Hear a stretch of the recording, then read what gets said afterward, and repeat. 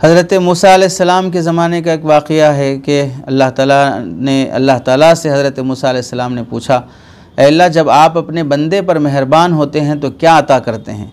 अल्लाह ने फरमाया, अगर शादीशुदा हो तो बेटी अता करता हूँ।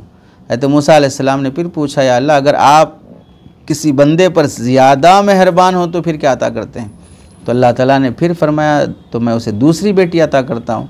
तो अल्लाह ताला ने फिर फरमाया, तो हज़रत मूसा अलैहिस्सलाम ने फिर पूछा, अल्लाह, अगर आप किसी बंदे पर सबसे ज़्यादा मेहरबान हो तो क्या अता करते हैं? तो अल्लाह ताला ने फरमाया, ए मूसा, मैं उसे तीसरी भी बेटी अता करता हूँ।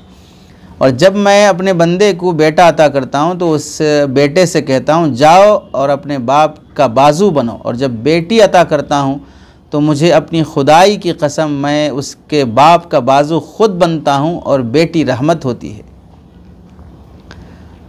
बाज़ मौक़ों पर यह रिवायत इस तरह भी बयान की जाती है कि एक बार हज़रत मूसा अलैहिस्सलाम ने अल्लाह ताला से अर्ज़ किया, ए मालिक, जब आप खुश होते हैं तो क्या काम करते हैं?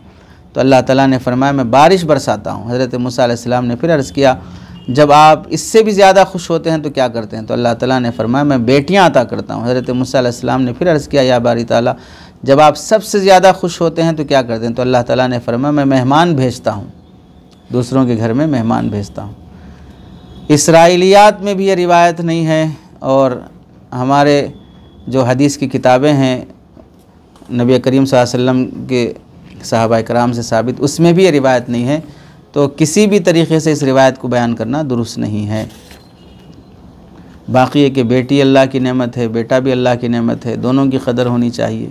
वो अपनी जगह पर सही है। आप अलैहिस्सलाम को ज़्यादा बेटों के मुकाबले में बेटियां दी गई हैं। बेटियों की फजीलत पर और भी हदीसें हैं कि जिसको 2 बेटियां हों तो कल क़यामत के दिन मैं और 2 इस तरह होंगे, एक बाजू की तरह।